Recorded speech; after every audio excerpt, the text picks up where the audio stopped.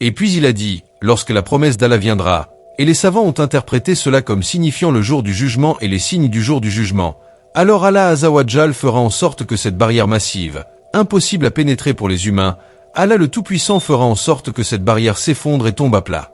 Elle deviendra de niveau avec le sol et la promesse d'Allah est vraie. Cela va arriver. Que dit-il ici? Il dit que Gog et Magog seront bloqués du monde jusqu'à un certain temps qui viendra. C'est seulement Allah qui permettra à ce mur d'être détruit, et quand il sera détruit, ces Gog et Magog sortiront. Et Allah sait si quelqu'un a jamais atteint cet endroit. Mais si vous voulez savoir où c'est, d'après les taphazés que j'ai lus, et Allah sait mieux bien sûr, ils indiquent que leur position est quelque part près de la partie supérieure du monde vers le pôle Nord, plus haut vers la région du pôle Nord. Et Allah Azawajal sait mieux exactement où ils sont.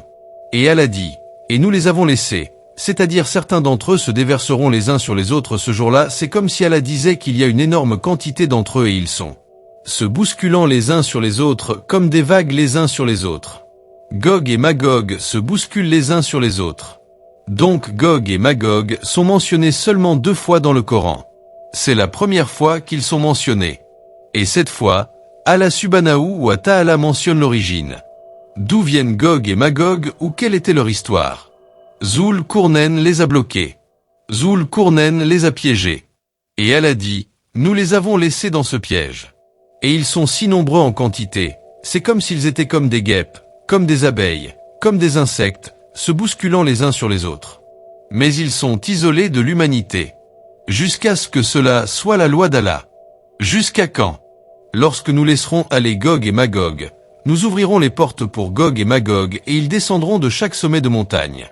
Donc littéralement, ils sont comme des guêpes, comme des abeilles, comme des fourmis partout. Et ce sont les seules 2 références dans le Coran à Gog et Magog. Le prophète sallallahu alayhi wa sallam, dans Bukhari et Muslim, le prophète sallallahu alayhi wa sallam s'est réveillé un après-midi, très préoccupé, choqué. Et il a dit, la ilaha illallah, sous le choc. Malheur aux Arabes. Malheur aux Arabes. À cause d'un mal qui est très proche. Ils dirent, de quoi s'agit-il, ya Rasulullah? Il répondit, du barrage de Gog et Magog, un petit trou de la taille de ceci s'est ouvert. Aujourd'hui, le mur de Gog et Magog s'est ouvert autant que ceci. Et il fit un cercle avec ses doigts. Cette petite ouverture est apparue dans le mur de Gog et Magog. Ya Rasulullah, allons-nous être détruits alors qu'il y a encore des gens pieux parmi nous? Cela signifie, quand il a mentionné Gog et Magog, qu'en gros la fin du monde est très proche. Allah va détruire le monde. Serons-nous détruits si tôt alors qu'il y a encore des gens pieux parmi nous? Il y a vous, il y a les Sahaba, il y a tous ces gens pieux. Que Allah loue dans le Coran. Il dit, en fait oui, vous pouvez être détruits alors qu'il y a des gens pieux parmi vous. Il dit, si les gens pieux seront détruits parmi les non-pieux, à une condition, quand l'indécence et l'immoralité se répandront trop. Trop de cela, Allah détruira les gens, y compris les gens pieux parmi eux. Il y a 2 définitions ou interprétations de cela. Premièrement, soit parce que les gens pieux ne font pas leur travail, soit parce que la corruption a tellement augmenté que les gens pieux ne peuvent plus rien faire, donc il est temps de les enlever. Le test du monde n'a plus de sens. Gog et Magog ne peuvent pas sortir de là. Premièrement, il y a plusieurs raisons à cela.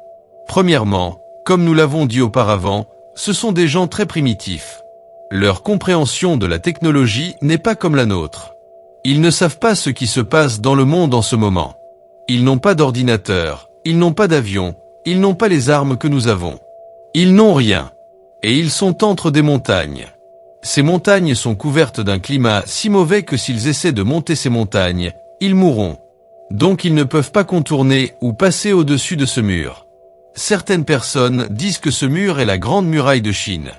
Non, ce n'est pas la Grande Muraille de Chine. La Grande Muraille de Chine est brisée. Vous pouvez facilement la traverser, et c'est un site touristique. Et certaines personnes les décrivent comme étant petits. Vous savez, ils ressemblent à des nains se promenant, où ils ont des yeux étranges, et tout cela est des absurdités. Il n'y a rien dans les hadiths qui indique qu'ils sont comme cela, comme des extraterrestres ou quelque chose comme ça. Ce sont des êtres humains réels, venant de la partie supérieure du monde. Ils ont peut-être une apparence particulière. Peut-être plus un aspect asiatique parce que c'est cette région, ou plus de ce type de regard, Allahu Alam. Mais le point est qu'ils sont des gens, ils sont des humains comme vous et nous, mais ils sont très, très corrompus. Ils sont plus corrompus que les gens corrompus d'aujourd'hui. Pas de principe, rien. Et quand ils sortent, ils détruisent. Ils détruisent, volent, violent, tuent, assassinent, toutes ces choses. Le prophète, paix et bénédiction sur lui, nous dit: si Allah a révélé à Issa que j'ai envoyé des serviteurs pour combattre contre eux, alors faites monter mes serviteurs dans la tour. Ces Gog et Magog viendront à un moment où Issa, paix soit sur lui, est déjà descendu. Issa, paix soit sur lui, sera parmi nous. Et Allah enverra des Jibril, paix soit sur lui, à Issa pour lui dire qu'un certain type de création à moi ont maintenant été libérés. Allah parle de Gog et Magog.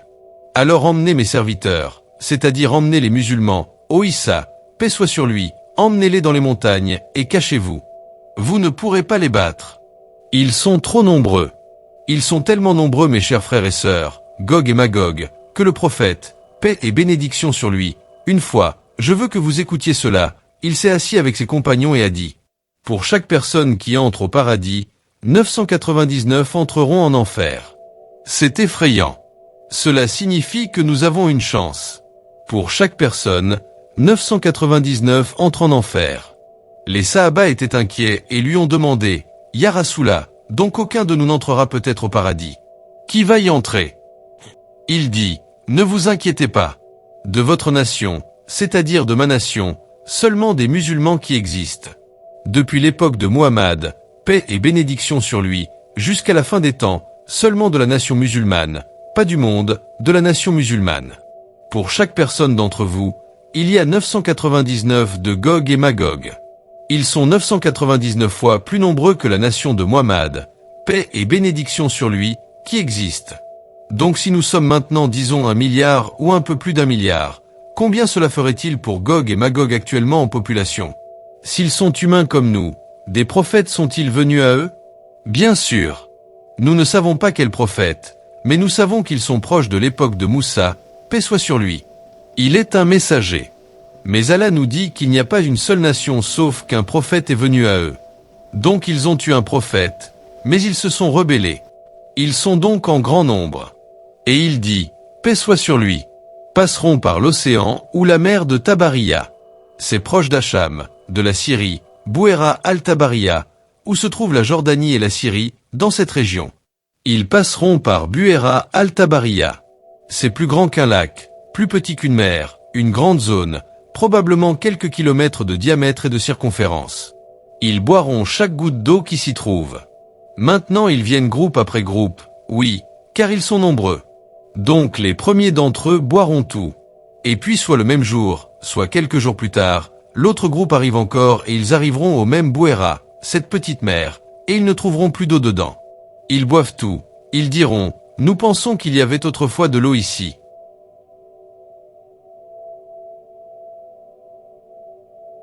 Cela indique qu'ils sont d'une population phénoménale.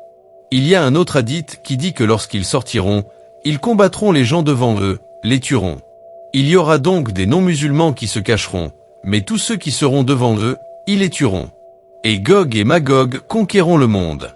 Ils causeront des troubles et des désordres, et ils tueront tout le monde, jusqu'à ce qu'ils disent enfin: nous avons tué les habitants du monde. Ils ne savent pas qui ça se cache avec ses partisans. Nous avons tué les habitants du monde. Tuons maintenant les habitants des cieux, c'est-à-dire les anges. Et ils prendront leurs flèches et commenceront à tirer dans les airs. Et Allah Azza wa Jal fera revenir leurs flèches, avec du sang dessus pour leur donner l'illusion qu'ils ont vraiment tué tout le monde. Ils pensent avoir tué toutes les personnes de la terre. Ils tournent leurs flèches vers le ciel et elles reviennent avec du sang dessus. Et ils disent que nous avons maintenant tué les gens du ciel. Nous sommes maintenant les rois de la terre. Et le prophète Isa et ses compagnons sont maintenant emprisonnés jusqu'à ce que la tête de la révolution soit pour l'un d'entre eux, une bonne chose d'une centaine de dinars pour l'un d'entre vous aujourd'hui. Il dit: Issa, le prophète d'Allah, et ses compagnons, si nous sommes là et que nous le suivons, et demandons à Allah de nous faire parmi eux si nous sommes là, seront ses compagnons. Issa et ses compagnons seront emprisonnés. Si la vidéo vous a plu, n'hésitez pas à nous le faire savoir sur les commentaires. Aimez et abonnez-vous sur la chaîne.